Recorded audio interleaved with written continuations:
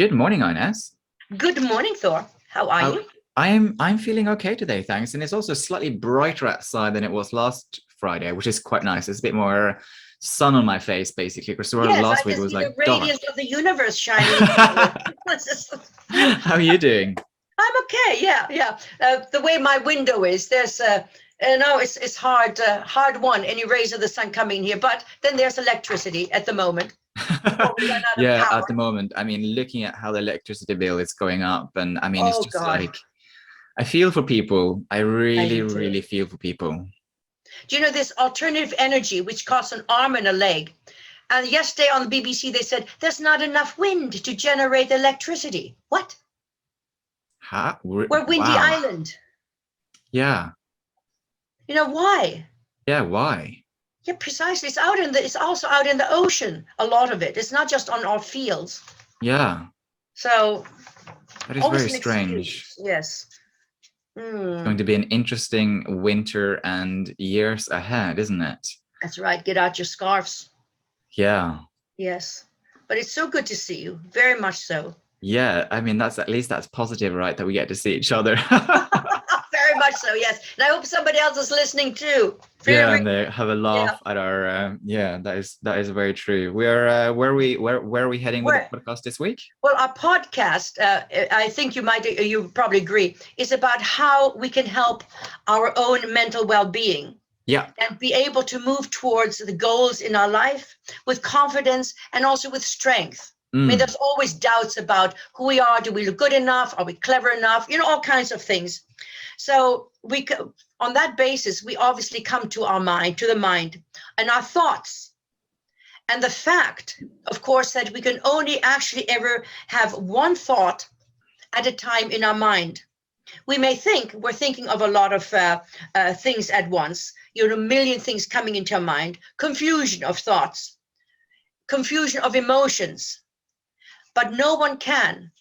The thoughts may follow very swiftly, of course, but it is still one thought at a time. And the reason we're saying this, because as far as the thoughts are concerned, as far as spiritual link is concerned, as far as the meditation we are encouraging, if a thought is concentrated upon without the external problems, meaning that you're actually calming your mind and you're not thinking of shopping, anything like that. And the problems that surround our life, of course, total concentration and focus on that thought alone. The brain and the body will take that thought, that need forward, and it will then become an action. So by calming our mind, we come back again to the meditative state, controlling the mind. In meditation, as I just said, what we're really doing is teaching our mind to concentrate on one thought at a time.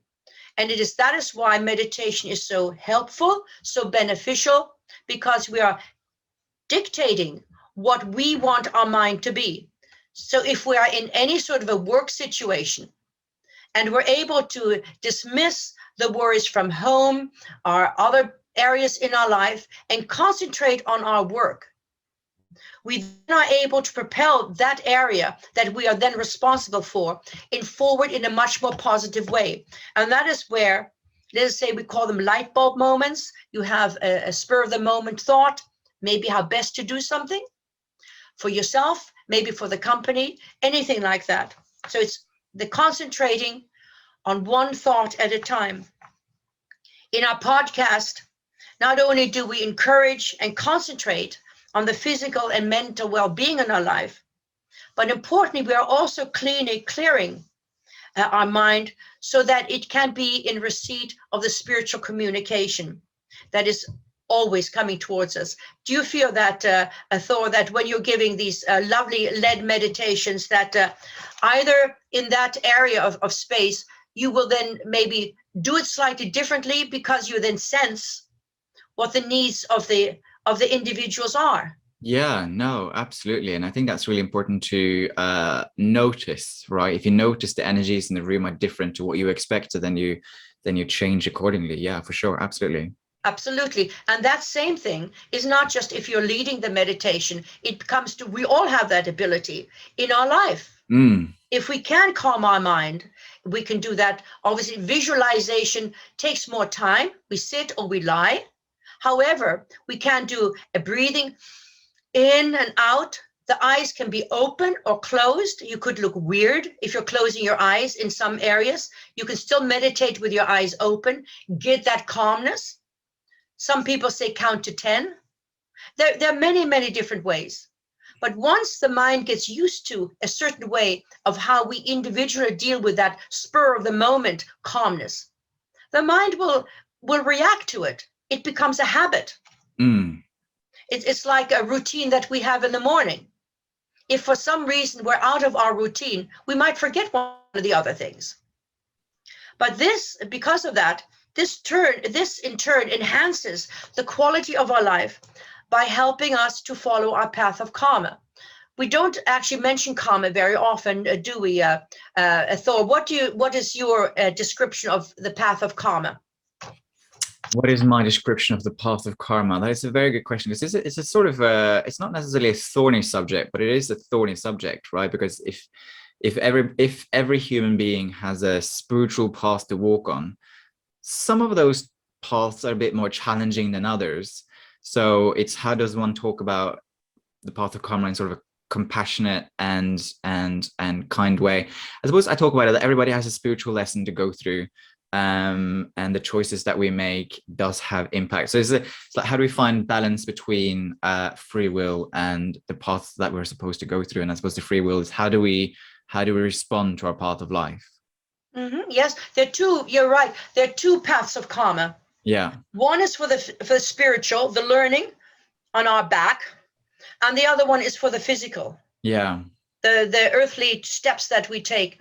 And what I often think about, and I'm amazed and I'm enormously happy for all the individuals who have made either a fortune through their own initiative, say through COVID, or other ways that they have, somehow managed to produce a product or a company out of their own, humble beginnings. I'm amazed, and congratulations. It certainly has nothing to do with anything but admiration. However, there could be this creepy little bit of envy somewhere along the line.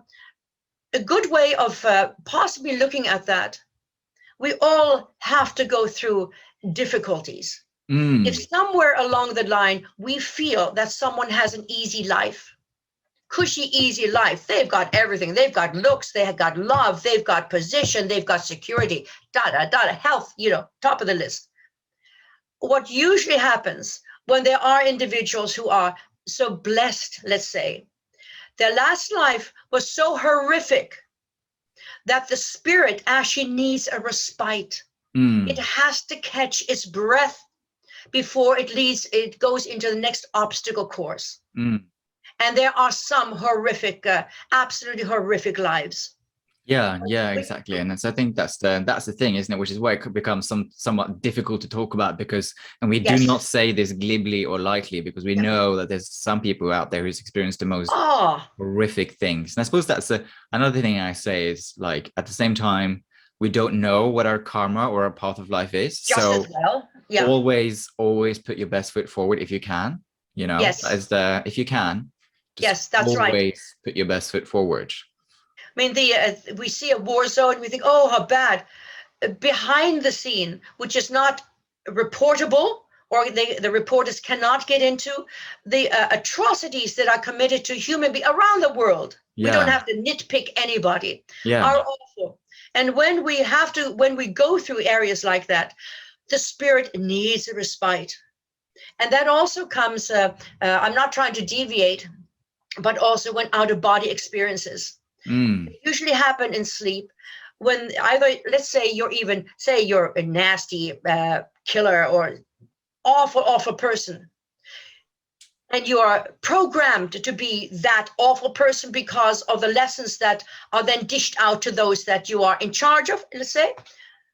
The spirit doesn't like it, and so the only thing it can do to get just a breath of air is to go out. It links again with the spiritual world. Home, that is home. That's our home.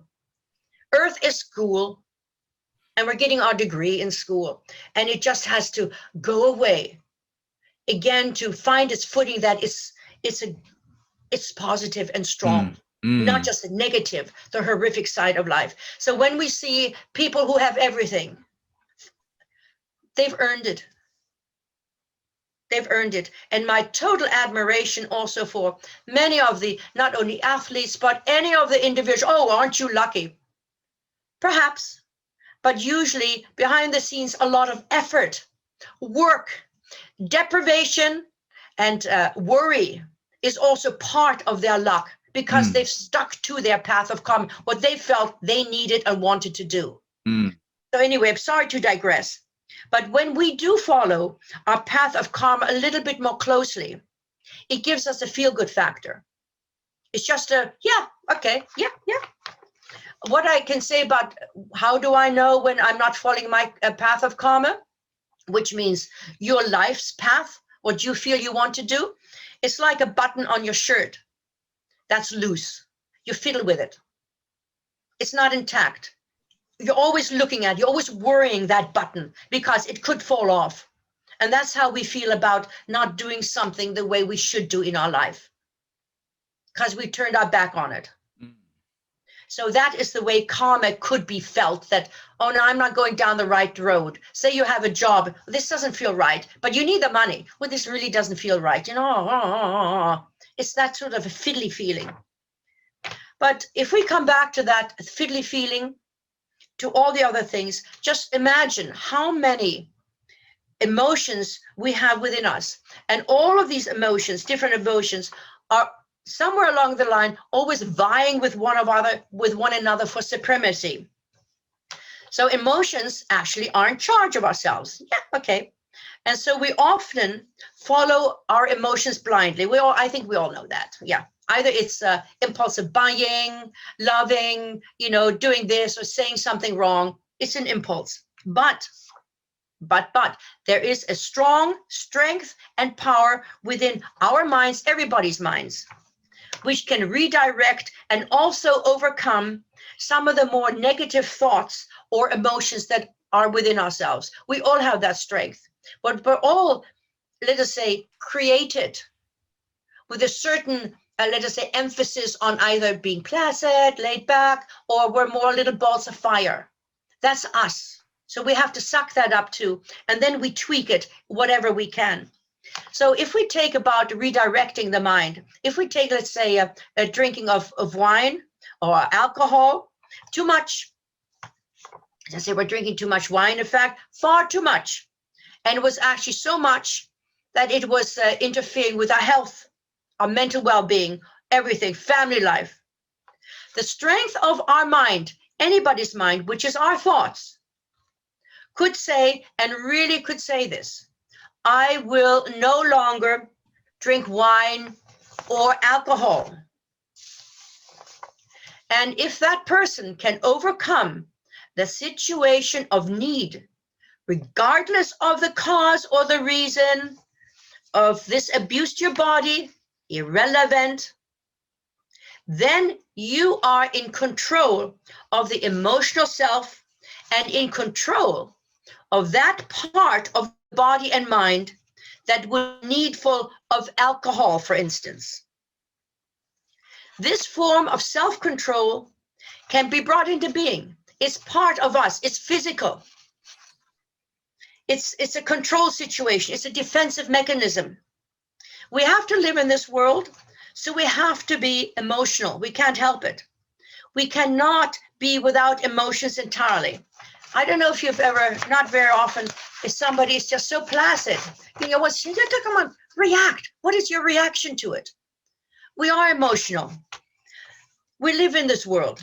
But if we can just control to some degree these emotions, regardless of what they are, regardless of why they're happening, you're totally justified. We're all totally justified to go OTT. But, if we can control that, these emotions will certainly follow a different path.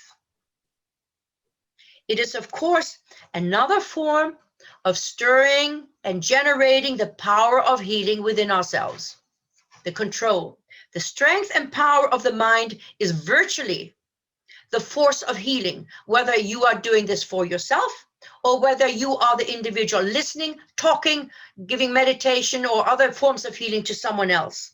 It's a defensive mechanism, as I said. It still has to come from us. Now, you've had a lot of experience as well, Thor, because you're very involved in that area. Do you find that it's the thought process as well when you are speaking to individuals, calming, relaxing, so on and so forth? You're getting their mind to, you're calm, it's okay.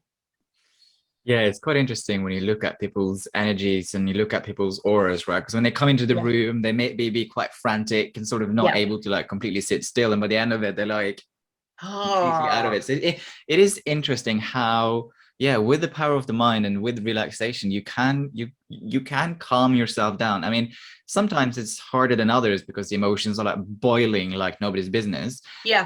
But it is definitely possible. Yeah. Yeah, it is. That's right. But it's a strong yes. It really is a strong yes. And as we said many times, say even with meditation, everything takes a bit of time. Yeah.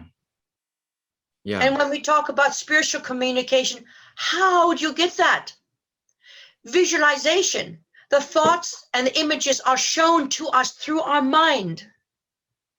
It could be like a screen, but we have to see something.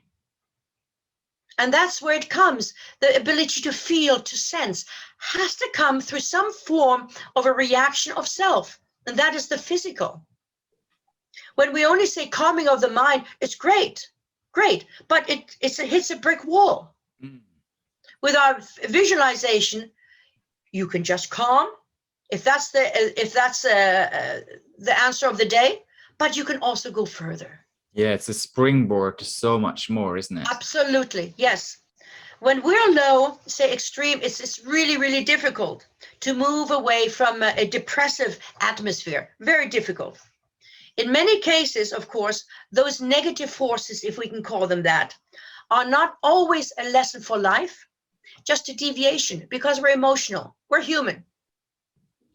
Remember, I think we said this before in our podcast. Remember, if we worry or think of something that might happen, it's just as bad for the body as if it had happened.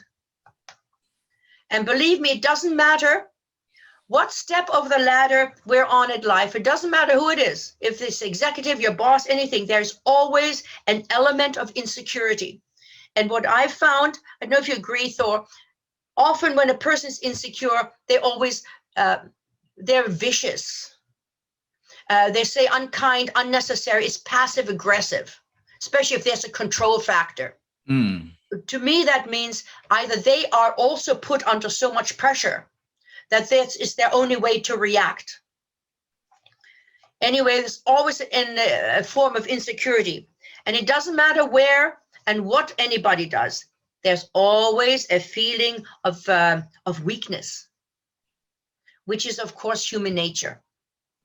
The power of the mind can control the physical as well as the mental well-being. This is not always particularly for the spiritual self, but more for the physical being, our physical being able to move through this world, this time, so that we can appreciate and be able to see and feel the emotions of love, hate, fear, and all of the other very strong emotions that are around us all the time. So that it is normal. It is part of our life. We are beings, we have been given emotions, but we also have this defensive mechanism whereby we are able to control to a great extent. Doesn't mean we don't grieve, doesn't mean any of that, but with being able to move into meditation, understanding, let's say, the communication, maybe from all of that, say, grief, we come out with an answer. I think that's the thing. Sometimes it's often forgotten in the spiritual space. It's like if you look at like gurus and sort of these beings, right? Yeah. They seem emotionless, but actually, but the thing is, what we have to remind ourselves of is that we are all spiritual human beings, right? And the thing is, if we weren't supposed to experience emotion, yes, it wouldn't be there. That's right. I always feel that if someone has a blank sort of facade, what are they trying to prove? How can I associate or say anything to somebody who doesn't feel or is so high above me that they don't feel emotions? Have they gone through grief, pain, love, hate, insecurity? Where if you're on earth, you've got a lesson. That makes us all equal. But for anyone that is listening to our podcast or anyone else's podcast, you have that inner strength. You have that inner confidence. Don't let yourself down. Don't let yourself down. And don't ever, nobody is less than anyone. It doesn't matter what we do in life. It doesn't matter what we look like in life. We can't, this is our path. It is our individual path. I suppose we just have to, I like what you said. I think you said it, was it last week or the week before? Courageously embrace all the challenges of life. Yes. Exactly that, right? We have to courageously approach our path of life, I suppose, which is the goods and the bads, right? I mean, the nice thing is I feel that, I don't know if anybody agrees, but Thor and I have a slight age difference in human terms, but we all have different experiences. And those experiences actually work very well in conjunction. One is this generation, I'm another generation. But it doesn't change. It doesn't change. No, it doesn't. I totally agree. Was that your wise wisdom for the week? No. But this wise wisdom came from what I read. Right. That doesn't mean everything else comes out of my celestial brain. Maybe we need to call it the pearl of the week, because there's a lot of wise words, but perhaps there is a pearl in the pearl. Well, no man can step into the same river twice. Yes, exactly. The karma. Yeah. Trust me, if we learn something, we don't have to go back and redo it again just to make sure we got it right. If we try to follow our path of karma, when that button feels okay and we've sewn it on again, the page of life does turn. It has to. There's always, always, always change. That is a certainty. Change is a certainty. Change is a certainty. Yeah. And it doesn't always have to be higher food bills and higher electricity bills. There's always something good. Thank you for another week, Ines. That was a pleasure, like always. And if anyone who's listening has any questions, comments, just send them through and we will get back to you. Yeah, brilliant. Brilliant. All right. Bye, everyone. Bye. Toodaloo. Bye-bye. Bye-bye.